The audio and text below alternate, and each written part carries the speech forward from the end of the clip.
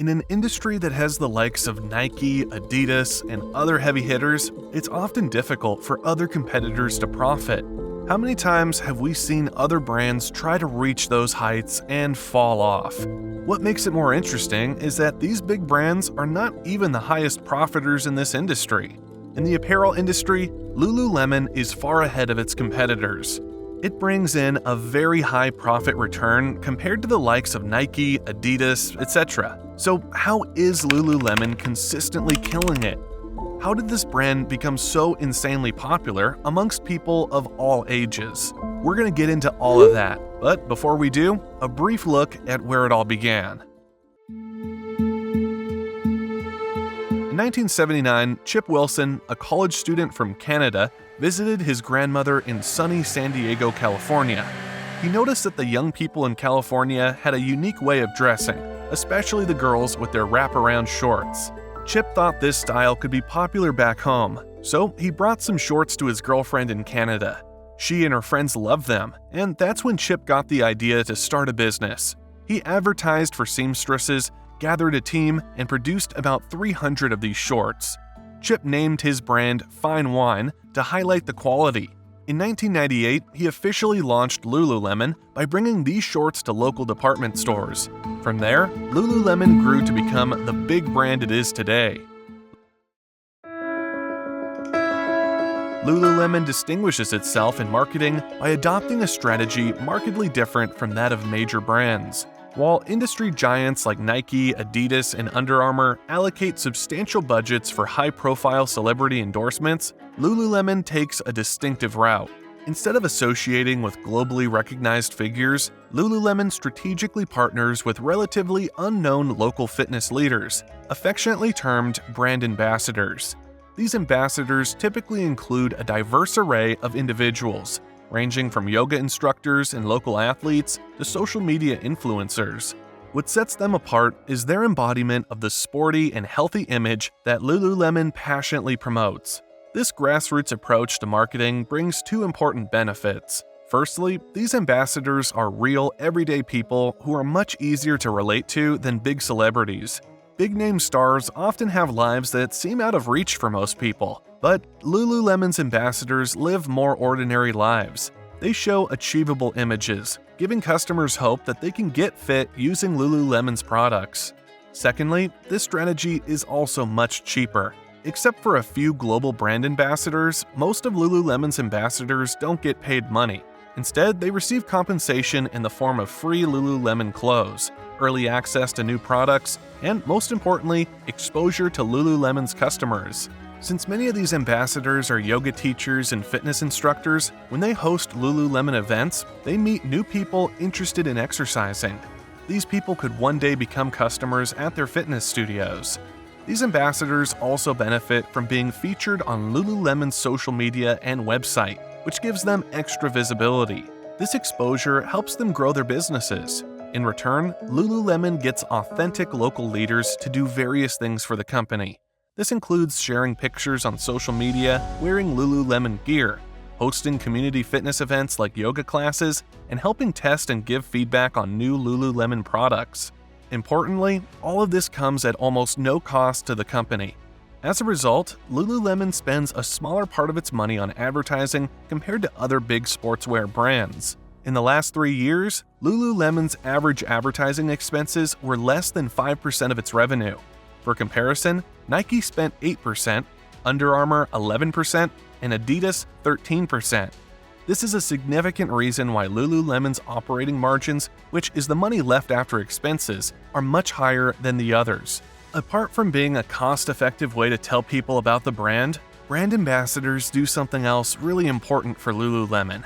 They help bring people together to create a lively community all about exercising, which Lululemon calls the sweat life. These ambassadors often host free yoga and meditation classes at Lululemon stores.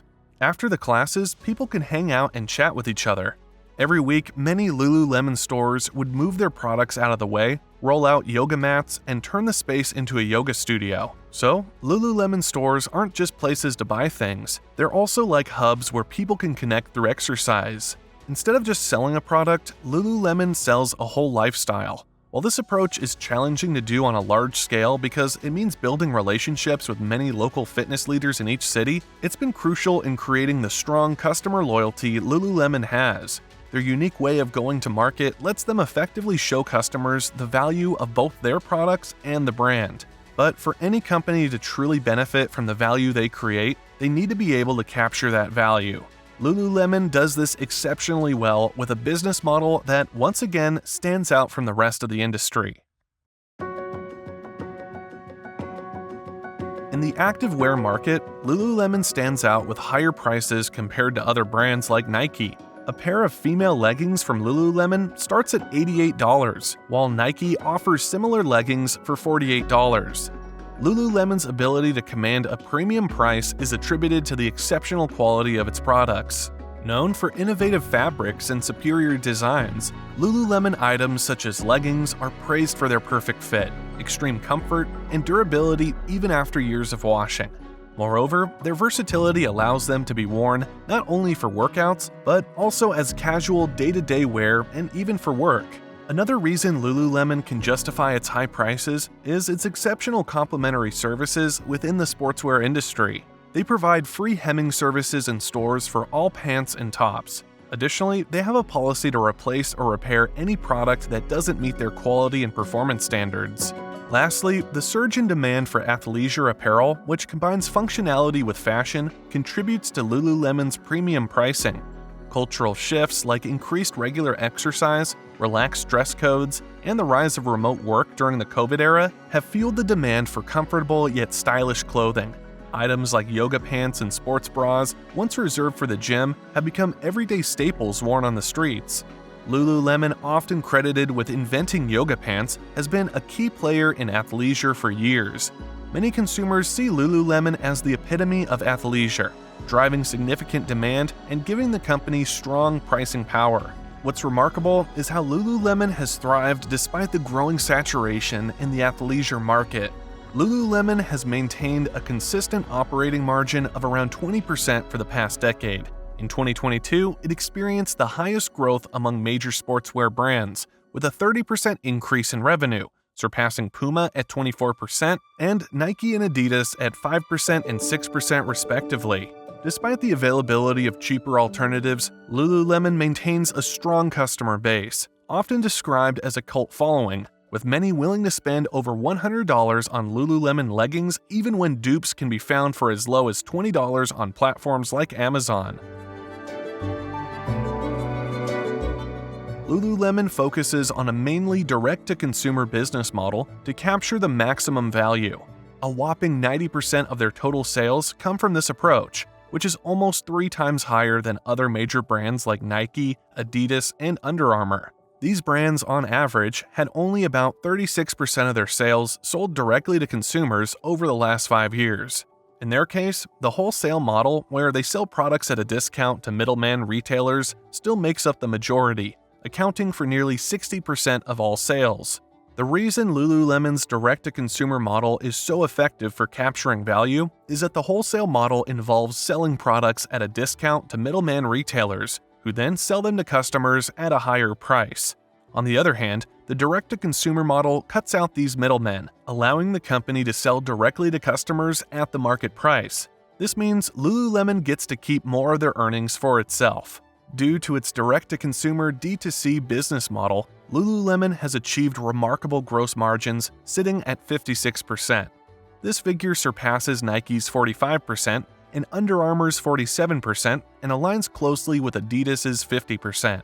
Notably, Lululemon's gross margin is comparable to Google's, one of the most successful software companies in history. Given the potential for higher profits with a D2C model, it's no surprise that other apparel brands have been shifting towards this approach in the past decade. For example, Nike introduced its consumer direct offense strategy in 2017, leading to the company exiting about half of its retail partnerships 4 years later.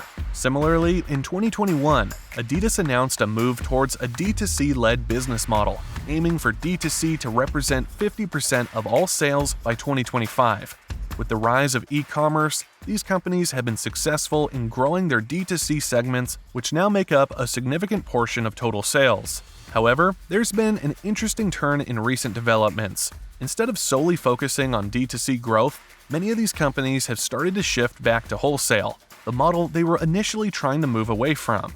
In 2023, Nike quietly started bringing back more wholesale partnerships, likely aiming to increase sales volume and reduce the inventory that had built up over the past few years. Adidas is also reevaluating its focus on direct-to-consumer as this segment continues to decline. Columbia Sportswear is another brand shifting back to wholesale, as seen in their recent announcement to prioritize growth in that area. Despite the potential for profit margins with D2C, brands that have traditionally relied on wholesale find it challenging to fully transition to a D2C-oriented model, even amid the e-commerce boom. Unlike many other brands that saw their D2C segment grow due to e-commerce, Lululemon's D2C segment has consistently accounted for over 90% of total sales every year. A solid base is keeping Lululemon afloat in the market, and they don't need to do much else. This existing strategy will even make them grow bigger as time progresses. Please make sure to like the video and subscribe to the channel for more content.